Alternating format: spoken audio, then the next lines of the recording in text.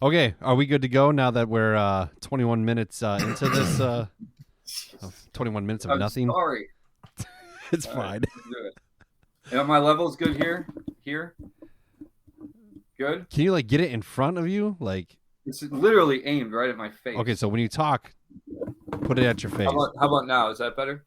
Yes. That's much better. It is. Okay. All right, here we go. Are we ready? Dudes with Brews on a Porch presents to you another edition of Strange Brews, Conspiracies, Murder, Ghost Stories, Aliens. They're all coming to get you, my dears. Craft Brews and Casual Conversations. The spooky shit continues. Joined with us is Rob and the one and only, the greatest of all greats, the beardiest of all bearded people. Every time I see him, I'm thoroughly aroused. His name is Todd, and he knows your intro actually kind of scared me because it came flying out of the gate really fast, and I wasn't sure exactly what you were saying. So nice things. Now you can be welcomed into my world. That's how I deal with every intro. What do you mean? I never know what's coming in the intro. Yep, I just wait for the pause so I can say cue it. I think I'm the only one following suit of the Dudes with Brews format. Oh, you got something? Okay, so I'm sticking with the Halloween theme. I'm sticking with the fall season stuff. I am drinking O'Fallon Vanilla Pumpkin Beer. It's blurry for you, but it is a vanilla flavored pumpkin beer. Believe it or not, I got some details on it. It is 5.6 ABV, 11 on the IBUs. It says, "Don't be fooled by mere pumpkin flavor. This is the real McCoy, as opposed to the fake ones. We use so much of real pumpkin in our mash that it adds hours to the ladder or lauder. But the results is incredible. We season our beer with fresh cinnamon, nutmeg, and clove to give this wonderful seasonal beer its uncanny pumpkin pie in a bottle taste. This beer continues to be the most popular seasonal offering we have. So it won't last long, they say. It is, I feel like I've had half of it already, just waiting for Rob to queue up his computer. But I would say pumpkin pie in a can, I don't know about that. It has more vanilla forward than pumpkin, but it is tasty. It is good. I enjoy this time of the year. I'm a real sucker, real basic when it comes to the pumpkin stuff. I love it. it's not something that I really go for myself. Like I like it. It's fine. A pumpkin pie around Thanksgiving is fine, but I don't need it beyond that. I'm saying pumpkin anything. Pumpkin I know spice. exactly. Yeah, I just don't. You know. Pumpkin spice shakes from Culver's. I'm gonna be missing those. Yeah, absolutely. We should send them some. Let's go ahead and ship them a couple of some dry ice. You can do that. Rob, what do you got? I'm drinking the Booch Craft and Karl Strauss collab when worlds collide, which we already talked about, but it's all I had. So okay, fair enough. It's what I'm drinking. Okay, great. We're gonna dive into what we're here for. So we're here for Todd because Todd is an expert. So when it comes to paranormal things, he is. Let's preface everything tonight that a lot of what you're about to hear is my conjecture, my thought process, the things I've learned. But in no way, shape, or form do I have any of the answers. He's about to provide us with endless facts and endless proof about the paranormal and things like that. This is actually a precursor to the book he's coming out with. Todd, of course, has been on series such as Haunted States. He's been a part of those documentaries that you can watch on Amazon Prime. Allegedly, there's going to be a second season. We don't have to talk about that. But Todd, so Rob and I were talking last week about stone tape theory, and we kind of talked about it, you and I, Todd, over Messenger about it and like the fact of like residual energy. So that got me to thinking about different types of energy. I'd like to hear your experiences on it and what your feelings are towards it. So I guess we can break down the different types of energy that you know of or that you're familiar with. I mean, residual. The term that I found out for non-residual was intelligent 3 minutes ago that you told me. And then like I'm kind of interested in demonic stuff too. So I guess pick which one you want to dissect and we'll go from there. Well, I'll just start off by talking energy. Like when people say, you know, do you believe in ghosts? Do you believe in spirits and stuff like that? I think that's a general term that we use for energy in general. I think the real term we're talking about is energy. We're not talking about, you know, Scooby-Doo ghost or something like that. We're talking about an energy that is left behind after somebody leaves, or an energy that's still sticking around to this day. And so there's so many possibilities of what's really going on when you talk about hauntings and stuff like that. But I think you have to break it down to the source of energy that it came from. You talked about residual energy. And I think, you know, you talked a little bit about, what is it called? Stone tape theory?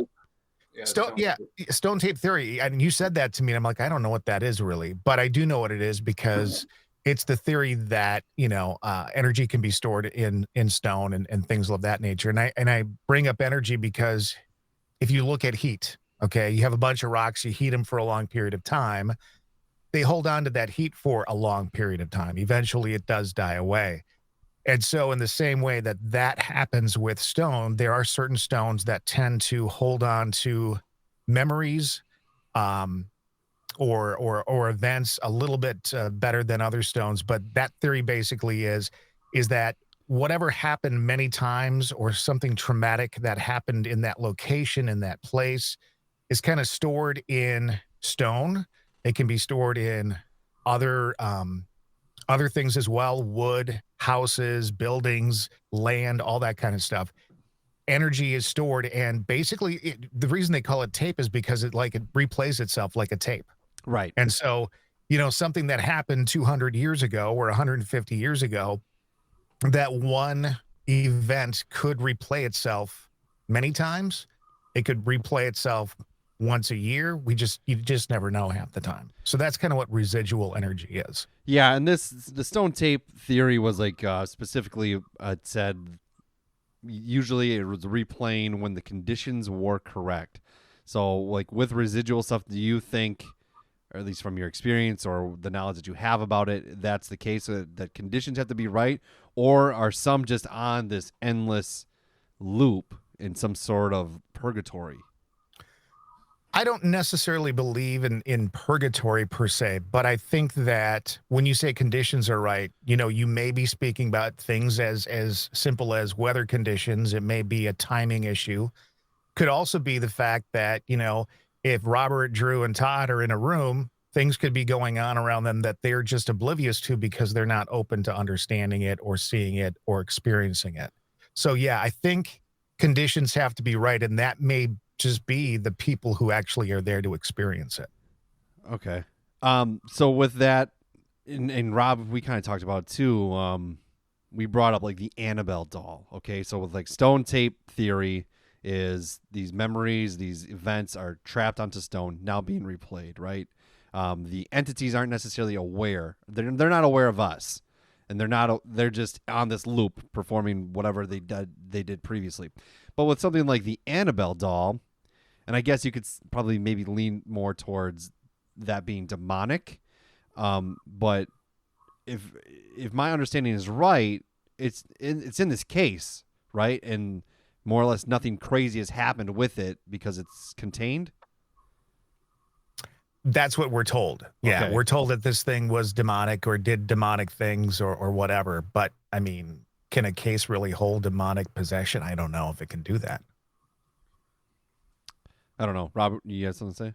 Well, I have a question regarding the stone tape theory based on because in some of the like paranormal shows or whatever that I've seen, I guess like they almost act like they're trying to provide energy for something to manifest. Where do you fall on that spectrum of like, do you believe the energy is in an area and you're trying to catch it, or do you believe that you have to actually give it energy so it can be manifested to be seen? Well, and again, this is my this is my take on it from my investigating and stuff like that and having done some research.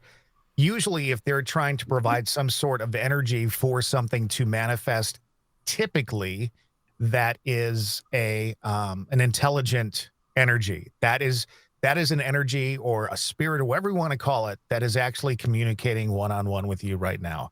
You're either seeing it, you're hearing it, you're having conversations with it, something. And so I think providing energy for that sometimes does work. And I'm not sure that necessarily falls into the stone tape theories necessarily. But I have seen investigations where they use like energy amplifiers and they put them in a room and they just pound the heck out of the room with ions and all that kind of stuff, positive ions and stuff like that. And stuff does start happening. Now, here again, the question becomes, are you allowing the stuff that is taking place in the room that we call paranormal to have enough energy to show itself? Or are you just pumping so much energy in there that something's going to happen? There is another theory that we basically create the hauntings ourselves.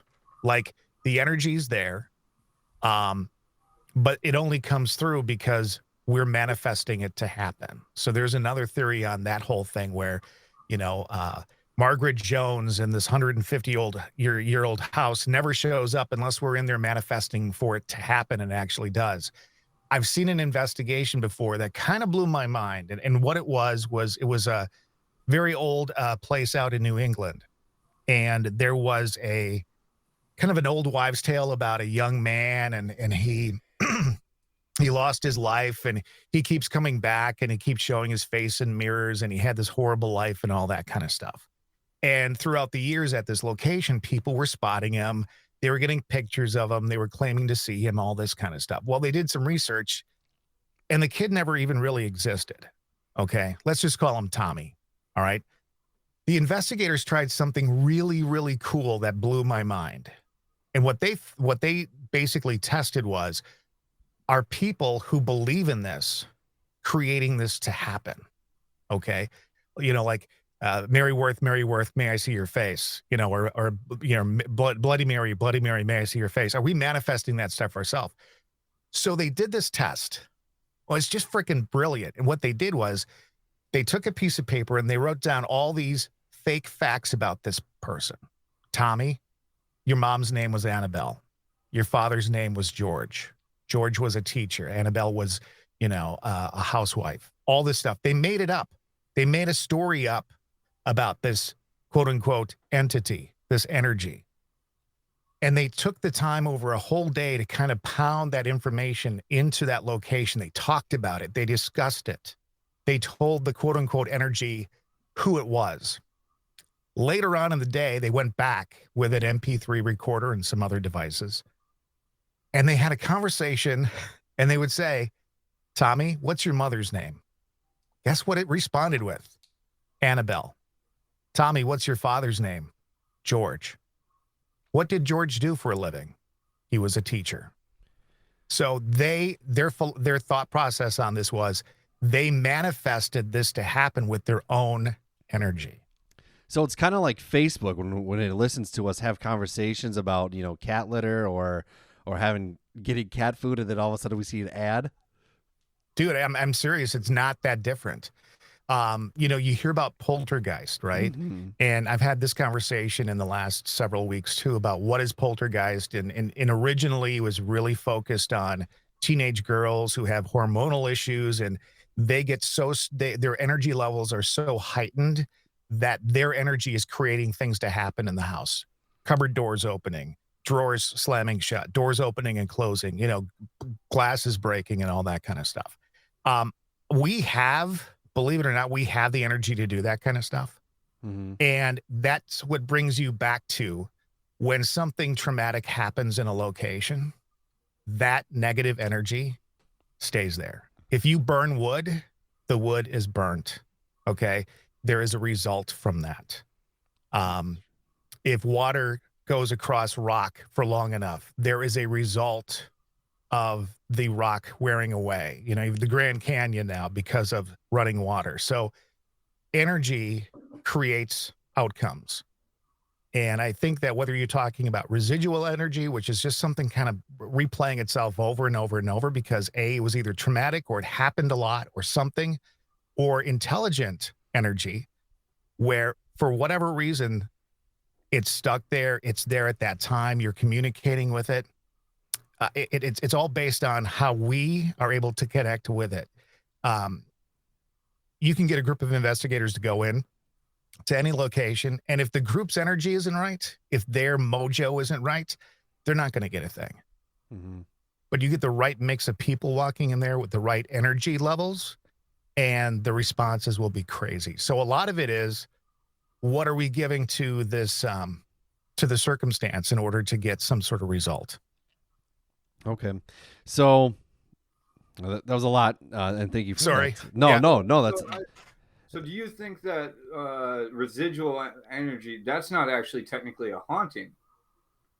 Well, I mean, again, technically what is a haunting? Okay. Right. I think we don't necessarily know what hauntings are, because there's some thought process to intelligent hauntings could be the energy of somebody who's left this earth. But there's also philosophy that the timeline we live on is not realistic. Okay. The timeline that we believe goes from 12 midnight to 12 midnight is kind of a joke, and that there could be another timeline that's existing at this very moment, and you're crossing paths bleeding at through certain times. Yeah, it's bleeding through. I've actually, when you see investigators investigate, and I'm not just talking about TV shows, but you can watch really good documentary films and stuff like that, or they're doing an investigation and they're having a conversation and you can hear the other person responding. That is freaking amazing. Now, is that a ghost? Is that an energy? Or is that something that's happening right there at that point, and somehow it's just crossing paths? I don't know how we answer that quite yet. We're not ready to do that. I mean, I was listening to a podcast in which Tom DeLonge from Blink-182, formerly Blink-182, he's been doing a lot of crazy stuff with like aliens and all that kind of stuff. And he said that we're really all just operating on frequencies. Like you, like Todd, myself, Rob, we're on the same frequency right now. And like when we see UFOs, really it's just the blending or the bleeding through of a different frequency of this flying mechanism. So kind of what you're saying could potentially, we're not saying this is fact, we're just, we're throwing ideas out there, and what you've experienced, what you've heard. So with even, could you even say like, let's say an intelligent energy, okay? Let's go with the stereotypical. You walk in a room and you're actually talking to like people that existed in our timeline, right? We didn't create these people. We're actually talking to Richard from the Retlaw Hotel or whatever it is, or Walter from the Retlaw Hotel. Yep. And they're answering questions. Do you think that could still be some sort of blending of frequencies too? Like maybe like when we pass, like can our energies intertwine with other frequencies, or do you think like that intelligent energy like that is just like it's present with us, it's like part of our world and operating with us but not being seen? I think that for a long time, paranormal investigators kind of took a simpleton role in looking at a lot of this stuff. And we went to a hotel. It was called the Retlaw, and there's a Walter ghost there. And we're going to talk to Walter, and we have this conversation. Oh, my God. We contacted Walter, who lived in the 1920s or something. Okay. Yeah. And probably that is very likely. But there's also another likelihood. And this is kind of a personal feeling, but I believe that when we die out of this particular body that we have, I think our energy just kind of, I call it splatters. Okay. Your energy just goes everywhere, and you can be everywhere you want to be. It's kind of like, Visa, everywhere you want to be kind of thing. But you really can be in more than one location at a time. Okay. I'm going to give you a brief synopsis of something that happened to me this summer. It kind of proved some stuff to me. And it's changed the way I investigate. I used to go into a location like the Retlaw Hotel and try and converse with Walter, which is great. Okay. You go in there, you've got some history. You're trying to pull, that time period, all that kind of stuff. And I still do that. But this past summer, I went to a location in Door County that is just very special to me. It's the Cana Island Lighthouse. I love lighthouses. The last time I went to investigate with the team, a team member's father came through, kind of really out of the middle of nowhere. Okay. There was really no reason for him to come through, and he did. And so when I went this past summer, before I went, I had an inkling that my mom would come through. Now, my mom's never been there. I don't think I've ever discussed this with her. She's been gone now since 2018. I never talked to her about this lighthouse. Guess who came through in the investigation? My mom. That's crazy. Because I expected it to happen. I really felt it would, and it did. And to me, a part of my mom's energy was there. Sure. She could have been in a million different places. Sure. But because I wanted to connect with her, and it was a special place to me, I was able to make that connection. Crazy. Did that throw you off? I mean, a little bit? it blew my mind. Yeah. It kind of changed the way I think of things. When I go and investigate now, I investigate the location based on the history, but then I open it up to anyone who wants to communicate with me, period. Like within my family or whatever. If you want to communicate with me, even if you're not tied to this location, let's talk. Do you think there's a paranormal connection with people's dreams? Yeah. Like an energy with like dreams? I think sometimes it's just, like I think Scrooge said there's more of gravy than grave about you or something like that. And he was basically saying that you're like an undigested piece of potato or something like that. It's in a Christmas Carol. I think sometimes our bodies create some of that, but I do think dreams are a way to connect on other levels, on other frequencies, whatever it is. I think there is information there a lot of times if you take the time to think about it. All right. So when, I guess, leaning towards now, like kind of the area of demonic energy, okay? So I don't know if you have much experience with this. Obviously, it's not something you probably search for. Maybe it's something you come across. If kind of what you're saying through like a manifestation, or it's created because of our traumatic events, our actions that we take, is demonic energy kind of the same? Like maybe you're just like an evil person, the kind of person that like destroys a flag football team for an 8-year-old kid. Does that energy now it's released, it's part of your, let's just say, your surrounding, okay? Now you're facing all these situations, you're getting scratched, your shit's going crazy, the crucifix upside down on the wall, all of your, I don't know, Joel Osteen books are being torn apart. Is that, do you think, like kind of the same way? Can people manifest that and create it through their actions, or is that something kind of unworldly? To be a true demonic situation, I think there's a lot of criteria that actually has to fall into that. And a lot of times people mistake scratches or some bad things happening as demonic right away. We push that into that category because, number one, it's easy to do. And number two, it's scary to do, to make something demonic right away. Right. Sometimes it's not demonic. I mean, as you just mentioned, there are people on this earth who are just nasty people. And to think that when they go and they're gone, if you think their energy all of a sudden becomes love and light, okay, let's be honest about it. They've been this energy their entire life. They're probably in the afterlife going to be portraying that same kind of stuff. So you have to be careful about what's demonic and what's not. But I do think one thing that I think is very scary to me, and that is, I think that things in this world that are troublesome, things like drug addiction and abuse and things of that nature that are really, really dark, I think feed demonic energy, which then feeds the addiction and the abuse and all that. I think it's a huge circle of energy that spirals out of control. And so when you talk about addiction and you talk about abuse and stuff like that, those are the kinds of things that to me can manifest demonic energy, because that's really dark stuff. I actually, my therapist I was talking to, like, she has a similar idea of that, because she was talking to me about how in her experience with her practice with in addiction and her practice out of addiction, because she does both, it seems like more people in her practice where she deals with addicts are dealing with like this paranormal or what, like, and you can call it whatever you want to, but like even when I was at the apartment that I was living at, I was in rehab at the time.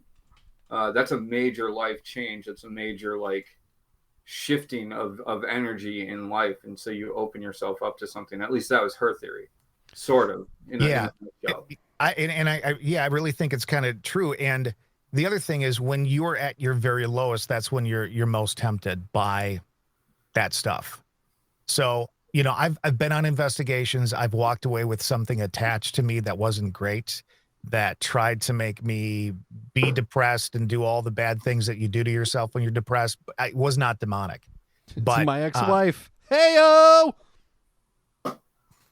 Sorry. Please contact CBS Radio with all your complaints. Yeah, so I think it's a great point that I think that bad stuff in this realm that we know of as life does feed demonic stuff, and that just feeds back into it. Yeah. So what I mean, and I'm glad Rob brought this up, because I didn't want to dive into information that Rob doesn't really want to talk about, but he's been pretty honest about. No, that's the only reason I've stayed on this show as a co-host, is because it's the only interesting thing about me. That's not true. But so and we've talked about it, Todd. Like he lived in an apartment where somebody was murdered, and a lot of like he said, he was going through rehab, and a lot of crazy stuff would happen. But then also, like on top of that, he was in a relationship that wasn't great for a little bit. She was also an addict at the time, right? So I don't know if I wouldn't describe Rob's situation like as a demonic energy. Well, but could it? I don't know. I guess yeah. Possibly something could be just eating away at him little by little. You know what I'm saying? The addiction, the bad relationship, the murder in the building, all that kind of stuff, just chipping away at him until it had complete power over his situation. Well, this is where, like, when you get into talking about, like, even what you were talking about with having somebody, like, thinking ahead about something, like, this is kind of what I'm expecting or whatever, like, then you're getting into this idea of almost ritualism and anybody is doing it. A drug addiction is a ritual. Going on a paranormal, like a ghost hunt, is a ritual. I'm sure you guys have your steps that you go through for each thing. And that tends to get put into a category of rituals are satanic or, you know, on this side of the line. But in reality, it can go either way. Addiction for sure is it's like a negative ritual because it's just this spinning wheel in your head where you go through these exact steps about telling yourself very negative, terrible things. And then at the end of the ritual being the thing that gets you out of that mindset. But I for some reason, like that, like when you get into demonic or whatever, I don't know where I'm going with this thought, but it seems like that's what I keep hearing is like, oh, there's these like rituals that we go through. And it's all about feeding energy into or outward and then bringing it back inward. I said this to Drew the other day when we were discussing the stone tape theory, and that is, if you have a room with 20 people and Drew goes in on a good day as, you know, happy-go-lucky Drew, funny guy, you know, all that kind of stuff, he can change. Yeah, I mean, listen, not often. It's that one day a year or whatever. But if he walked into that 20 people room, he could change their attitudes in 10, 15 minutes, and all of a sudden you got a room with 20 happy people. Or he could go in there, dark, foreboding, all that kind of stuff, be an asshole, whatever, and all of a sudden you got 20 people's energy in a different. So yeah, I mean, to me, and that's why I always say about hauntings, it's energy. It just is. And there's so many, we can label things as ghosts. There's always the woman in the white dress coming down the staircase or the man in the black hat. I mean, millions of times you've seen investigations. Well, there's a woman in a white dress in a period dress from 1922 or whatever. some of that we're creating, but all in all, everything that in my mind that when we talk about paranormal really comes down to energy and how it meshes with other stuff. I want to kind of touch on the demonic thing again. Have you? You're really hooked on this. Is everything okay at home? Can I talk to your wife, please? Yeah, no, I'm just interested. Have you experienced exorcisms? Have you spoken to anybody who has been a part of that process? So I actually went to see a demonologist, I don't know, several years ago, probably like 15 years ago, at the Stanley Hotel in Colorado, which is, the famous Shining Hotel, right? And this guy got up. He is not part of the Catholic Church, but he's a lay person who is hired by the Catholic Church to do rituals. And he had tapes and he had film. And he basically said to the room of, let's say, 75, 80 people, you're all making a big mistake going out there investigating this stuff because you never know what you're really communicating with. Mm-hmm. And from the audio that I've heard and the film that I've seen, I have not experienced it and I never want to. Yeah, I wouldn't want to either. Again, there's a certain criteria that's got to be met with it being called demonic. And one of the things is like there's, and this sounds funny, but to really be labeled demonic, there's typically a really rotten smell involved in the haunting in what's going on. And if that's not there, you really question about what's going on because anybody can scratch you. Okay. Anybody can push you down a stair. That doesn't necessarily make it demonic. It just makes it an asshole. Not everyone can sniff you. Right, exactly. But if you've got all these other things going on and you've got this really wretched smell, that's usually a sure sign that something's going on. Yeah, I mean, I experience weird smells in my house all the time, but usually it's because my newborn is shit himself again. You're just jealous because by that criteria, what is a newborn? What's their head spin around exactly. They're puking pea soup and all that kind of stuff. You got an exorcism going on right there. Some kind of tongue. I don't know what that is. You know what? I think that's something that we really should kind of look at, to be honest with you. Demonic babies. Yeah. Maybe, yeah, that's how, they're born. They're born. Well, I'll say you gotta switch it. That's how you raise them. No, go ahead. I read this book and it talks about the demons or daemons, it's the daemons? It's Matt? spelled differently because it's Greek. It's Socrates because he claimed he claimed that the voices that came to him were then categorized as this in demonology later. But they weren't bad or good. They could be both or neutral.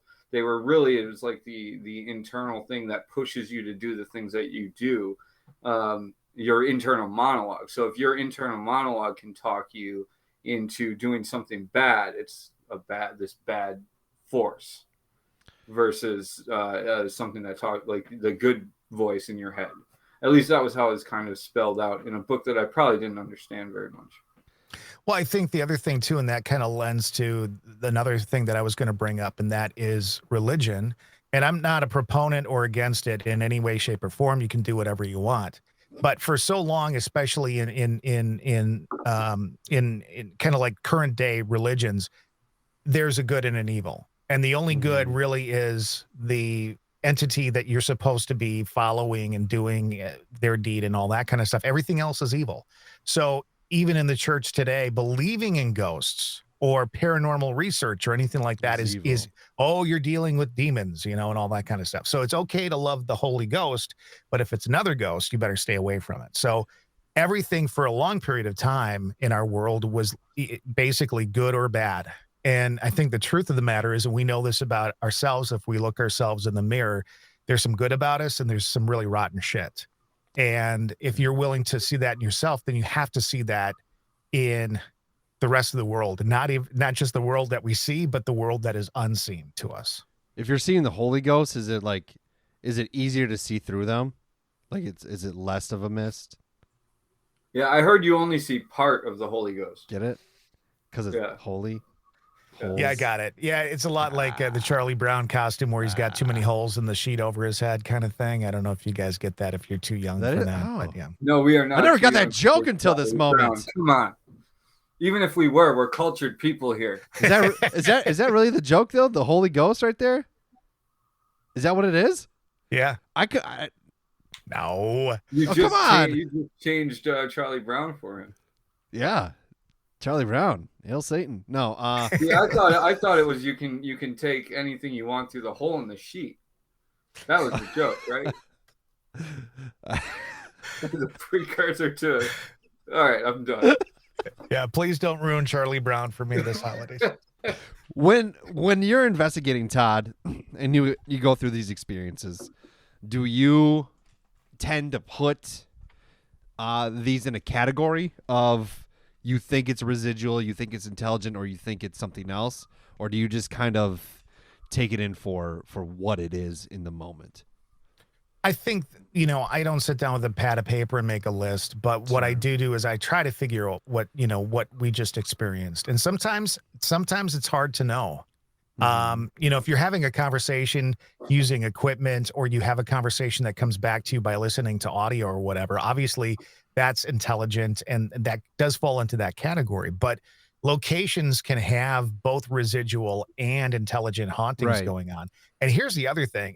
That same group that did the investigating, where they kind of pounded that information into that location, and then it came back to them in their investigation with all the details about the person who really didn't exist and all that kind of stuff. Yeah. They also did a really cool investigation where the location they were investigating had multiple hauntings. Okay. All family members from the home, according to their research and the communication that they were having there and all that. And the entities or the energies in that home had no idea that the other energy was there. They knew that the people investigating were there. They were communicating with that, but they didn't know this other dead person was there as well, because they were stuck in their own their own time frame, their own frequency, whatever that might be. But yeah, I mean, that to me is crazy too. How could you have a building that has 3 ghosts and none of them know that they're there? The others are there. Yeah. Could have been possible in that situation. They're talking about these situations. They're talking about this character they made up and that character's life or whatever. Is it possible that the answers that they got was really just some ghosts fucking with them? Could absolutely be. Absolutely. But again, if you're putting it out there, if you're creating it in your mind, some of that does rub off. There are people that believe in manifesting. They do believe in, I want this in my life. I want these things. Yeah. And they kind of work it into fruition through their energy and the way they carry themselves and the things they do. And so I think that we are a lot more powerful than the muscles in our body or the brain in our head right now. We just don't necessarily realize it. A lot of us don't. I've been saying I want a successful podcast, millions of dollars, and a 6-pack, and that hasn't happened yet. Any of them. You praying to the right deity? I don't know. I might have to switch. Take a sheet, cut a bunch of holes in it, pray to the Holy Ghost. There you go. Have you, kind of going off topic here, have you watched the new Dahmer show? I have not, for a couple of reasons. Number one, I'm not really good at watching new stuff, as you know. If it hasn't been on TV for about 20 years, it's kind of hard for me to get into. If Gene Rayburn isn't in it, right? Gene Rayburn. If Gene Rayburn was playing Jeffrey Dahmer, I'd be all over that shit, because he'd be murdering people with his long microphone and shit from Match Game. I have not seen it, but but I've done a lot of research on like Ed Gein and stuff like that, and there's a lot of similarities there too. And the time frame escapes me. I don't know when you guys would have been born if this was part of your life. You got caught in 91. I'd have been okay. 1 year old.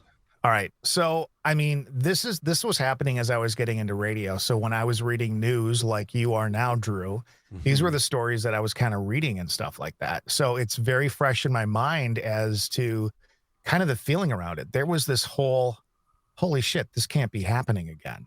This can't be happening in Milwaukee. This can't be happening in this community. What the hell's going on?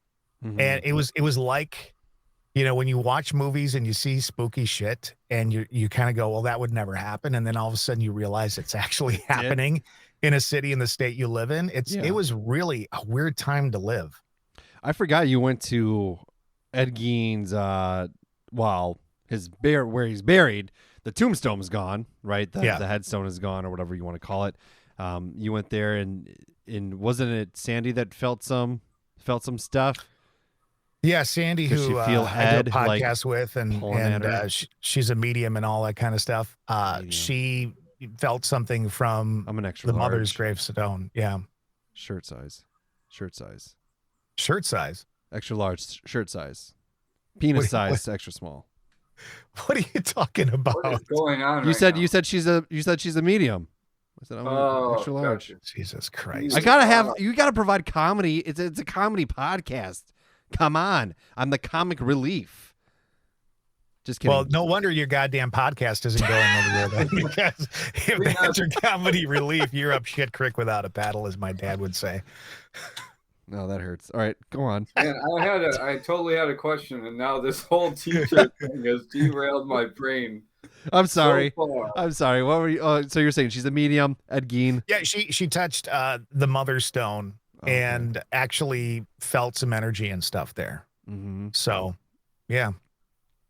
Cool. It's that part of the state too, like, and I know we're getting off topic, but if you visit Wisconsin and you go to certain parts of the state, and this is anywhere, but you get that energy, like just driving there. And I consider myself an empath.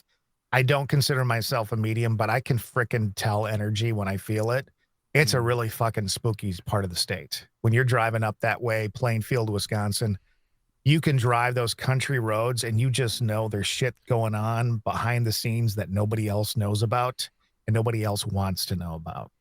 Well, that's actually what I was gonna say before, where it's like everybody says these things when they find out something like an Ed Gein is going on, or a Dahmer thing, and it's like maybe it's because I grew up like in the true crime era.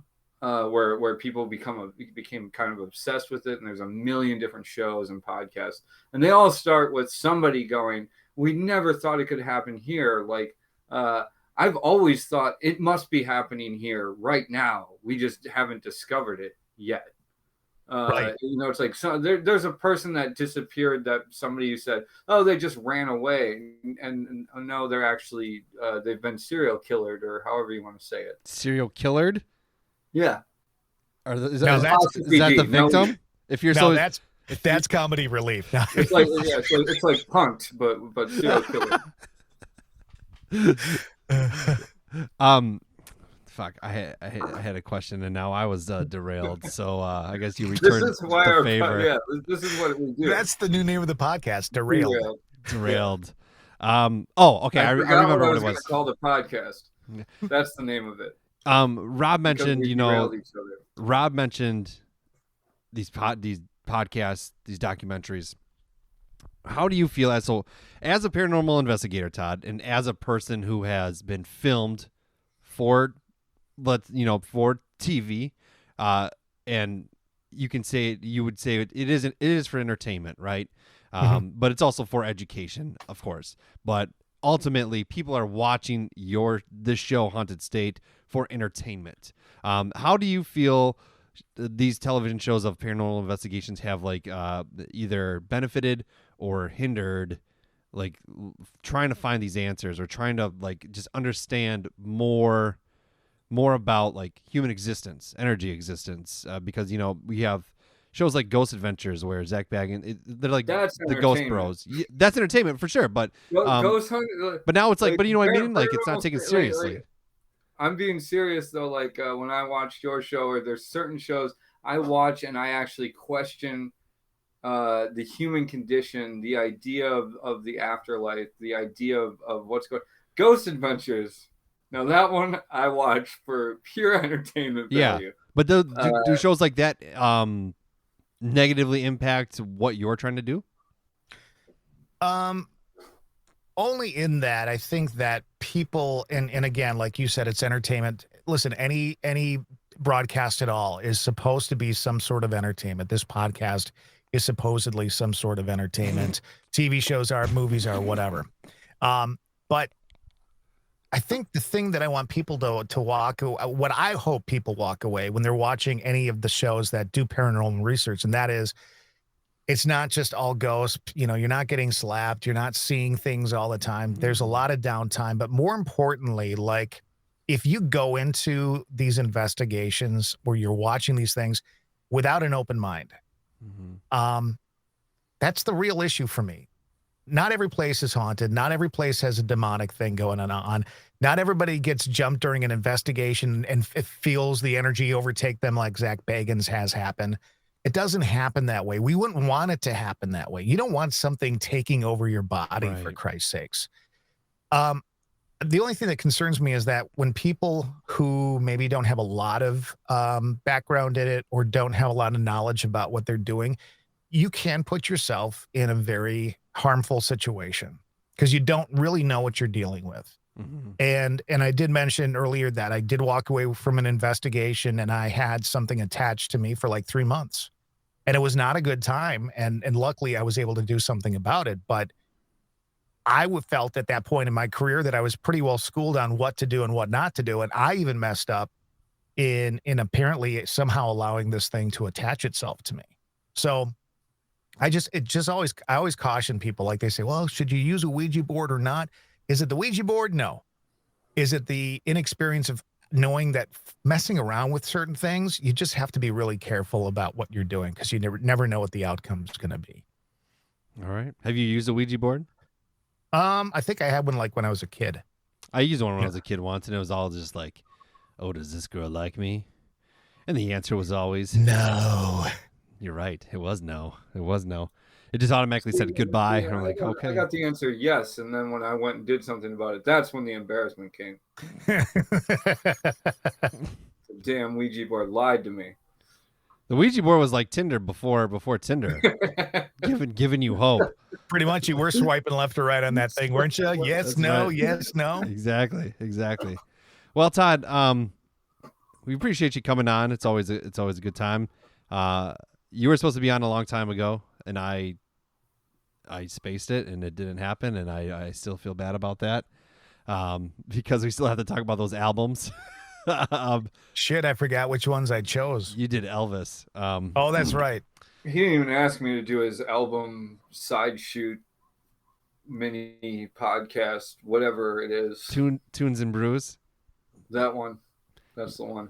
Yeah, you can do it. He says that now that he's been called out. In front of everybody listening. I don't know. Todd's a music guy too. I know you are too, Rob. But I like to spruce it up. From beautiful Burbank, California. This is Here Come the Newlyweds, or whatever it was. The Price is Right. That's the big one. Yeah. Is that in California? That's in California. That's in Burbank. That's is in it? the The Burbank CBS, yeah. Studios, yeah. Why aren't you going there? I'm gonna get there maybe someday. If I come and visit on my spring break, Really? can we go? Yeah. That'd be fun. I know you got to go, but I got to listen. It's not worth going to The Price is Right with Drew as host and the new format with no crowd and all that kind of shit. It's just not the same. If you want to see, not like, the same. I'm hoping that it opens back up. what we need to have happen is, speaking of ghosts, Bob Barker, circa 1981, needs to come back. Right about the time, right before his hair, he went gray. He needs to come back and just host that damn show, and Drew can go off and do some comedy or something. Is Bob Barker still That'd alive? be a great afterlife, in my opinion. Bob is actually still alive. He has not passed away. I don't think he's doing very well, but I used to always make the joke over the last couple of years. I would always just like randomly look at my phone and like, oh, Betty White died. And now that I can't make that joke, I guess I gotta pick Bob Barker. Okay, that's cool, but I need to hear what he was saying. About what? About what? I was just going to say that's really fucking awful that you would say that about Betty White, because there was nobody better than Betty White. Yeah, she's fine. No, Do you that's think okay. he manifested her death? Is that? I think her age manifested her death. She's But 99 isn't it- years old. But isn't it sucky that like a day or two before she was supposed to be 100, she died? That's a bummer. That is The other person who did that was David Bowie, right? I mean, David Bowie manifested his frickin' death. It was his birthday, brand new record out, and he decides, you know what? I'm gonna just fucking cash it in right now, get all the publicity like only David Bowie could do. Yeah. Crazy times, man. Real quick ender question. Who do you think's who's your like least favorite up and coming potential deaths? Because there's a lot of people that are right on that line. Give me like a multiple choice. Bob Barker. For instance, for me, like Neil Young or Bob Dylan. Oh, they're getting up there. When that happens, it's gonna be a rough. That's gonna be a rough day for me. When Bob Dylan? Bob Dylan? Is that what he said? Bob Dylan? Yeah. You can't even understand what he says anyways. Dude, get off Dylan's back. He's Yeah, old and he can't carry you. There's a lot of Fond du Lac tie-in there too. So if you don't know that story, you should. I don't. There's a lot of what? There's a lot of Fond du Lac tie-in with Bob Dylan because one of his best friends was a radio announcer at KFIZ for many years. Oh, really? Holy shit, you just are blowing my mind right now. Yeah, John Buckland was the guy's name. He was best friends with Bob before Bob was Bob. And knew each other when they were up in Minnesota and all that kind of stuff. He's got some great stories. For me, huh? John Buckland? Yeah, John Buckland. He was at writing that down. Yeah, he's still around, by the way. Great voice, like just the lowest damn voice ever. And his wife used to play Gracie the Ghost on KFIZ for the Halloween special. So I've been on KFIZ. So was I. Yeah, I used to work there. Then I got kicked off. Man, I wonder why. Ghosts about the Holy Spirit. Thank you.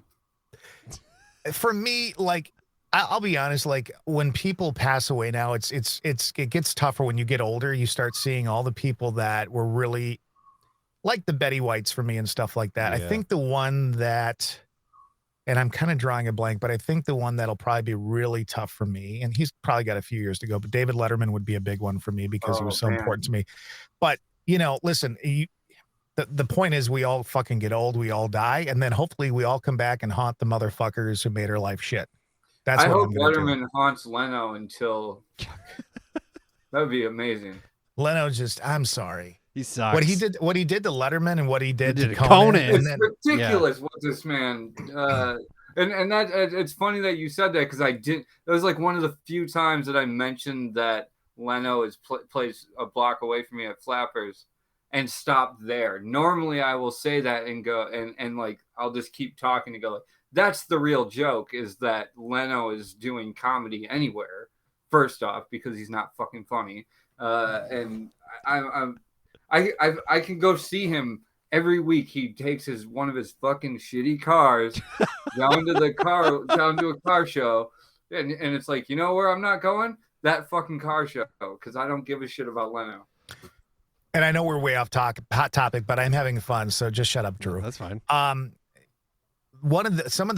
started watching Letterman in 1982. Okay. Some of the best episodes of Letterman's late night show is when Jay Leno was on because the two of them were so great together. And Leno was very funny as a stand-up comic back then, very edgy. And there are actual episodes that I can do the entire fucking stick, even to this day, you know, all these years later. How many years is that? 82 to 22. What is that? It's over 35. I know that. What? Come on, Drew. You're the teacher. 40. Really, 40 years. Yeah. Okay. So It's 40 easy. We're in 2022. Right, exactly. The easiest equation of all time. You still had to think about it too. So 40 years ago, I can still do the entire set with Jay Leno, word for word between the two of them, because it was so fucking good. And then Jay went all weird and was hiding out in closets at NBC to find out if he was going to get the Tonight Show gig. Yeah. And fuck him. Yeah, I'm That's I'm how Team I Conan. am with Norm Macdonald interviews with Letterman and stuff. Like I have that shit memorized. Jesus Christ, when Norm Macdonald passed, that was Exactly. Unexpected, first of all, but then also somebody that you really enjoyed, you know, growing up watching and all that.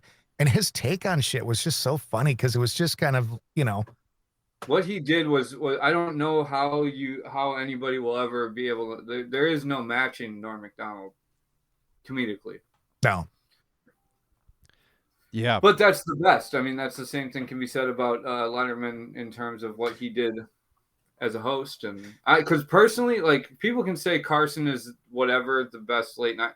Letterman, to me, it takes the cake. If you have never seen the last time that that he was on Letterman, who the guy we were just talking about, Norm. The last time Norm was on, yeah, and you know when he breaks down and cries a little bit, like, but that set was just so freaking funny. It was so funny, yeah. he was always good on Conan. Norm Macdonald, like, you look at the Conan that's bits. the thing. Norm, like, and that to me, Conan really like was the next step from Letterman in terms of just like a really funny like. I don't know how Conan got so royally shafted. Yeah. But luckily he still made his way. Yeah, it's just Well, he doesn't have a show anymore. He has a podcast. It's on. But the podcast is fucking hilarious. It's good. It's good. Yeah, I like it. And late night TV is not what it was. And No. I mean, he's actually going in the right direction. The thing about Conan, and he was, you know, I was a lover of him kind of suffering early on. I like the fact that he wasn't doing so well at NBC because he took over Letterman's spot. So to see him flounder really kind of felt good for a little bit. But I did like him. And I thought that one of the things he brought to the table, besides being wacky and a little out there, like Letterman was in his early days too, he just let these guys come on and do their thing. Like he let Norm come on and do Norm, you know? What he let Norm do was so ridiculous sometimes. Room with the board. He was like an BORED. audience member at times. Yeah, he was always the best, but yeah, But Bill Burr Conan too on. was also Conan. he's a writer, you know. Yep. He would have to act out the things that he wrote in the writers' room, and that was one of the things that led to him getting a spot behind the desk. Was that he, you know, like he would write something and somebody would go, "I don't get why this is funny" or whatever, and then he'd go, "I need to show you." Right. And it was fucking hilarious. Mm. Did you ever see Norm do his Bob Uecker stuff on Letterman? No. I've seen it. Oh, Drew, you got to look it up because if you love Uecker, and you've got to love Bob Uecker, he's got some great stories of hanging out with Bob Uecker. Who's Bob Uecker? He's an announcer for the. I know who he is. I'm just kidding. Jesus. Hi, I'm a radio guy from Wisconsin. Who's Bob Uecker? Just a little outside. I'm an unknown radio guy from Wisconsin. And I will always be. And I'll be an unknown podcaster from Wisconsin. Oh, shut up. You're just going to be one of those people that gets uber famous after you die just to spite you. Fuck. Well, Todd, thanks again for hopping on. It was a really good, interesting conversation. You have some podcasts. You have a slew of them.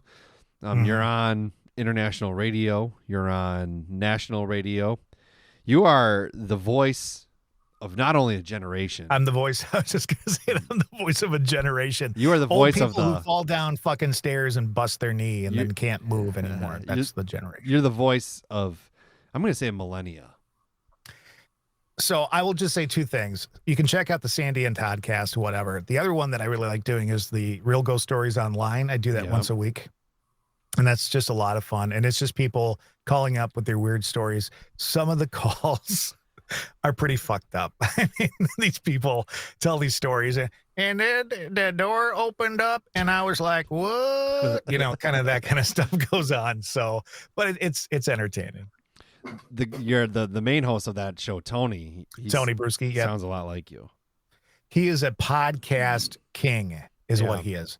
I hired him in radio. I built him from the ground up.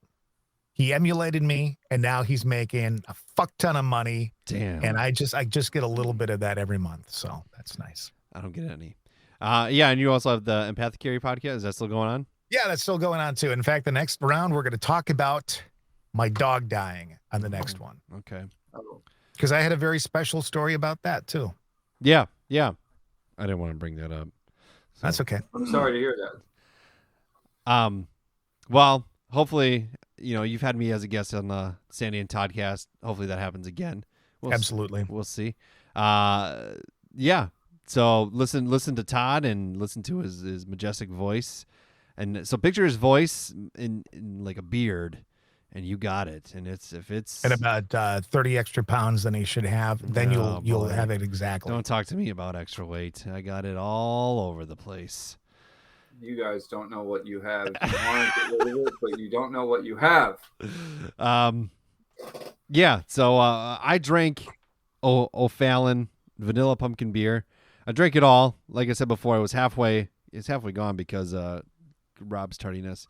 I didn't want to wait. That's long over. We can't talk about that anymore. No, you're right. It's fine. It was actually really good. I enjoyed it. I would drink this one again. Rob obviously is going to drink his beer again because he's had it before. I'm going to say after a long day of work, where literally one of the longest days at this job I've had was today, I keep on reaching for this empty beer and hoping that there's more there. So if it's one of those days, reach for When Worlds Collide. Yeah, awesome. Well, thanks for coming on, Todd, and we look forward to having you on once again for whatever reason. Anytime. Let's talk about late night hosts next time again. Oh, I would love just that. a podcast about that. Could be a history episode. Sure. Awesome. Thanks.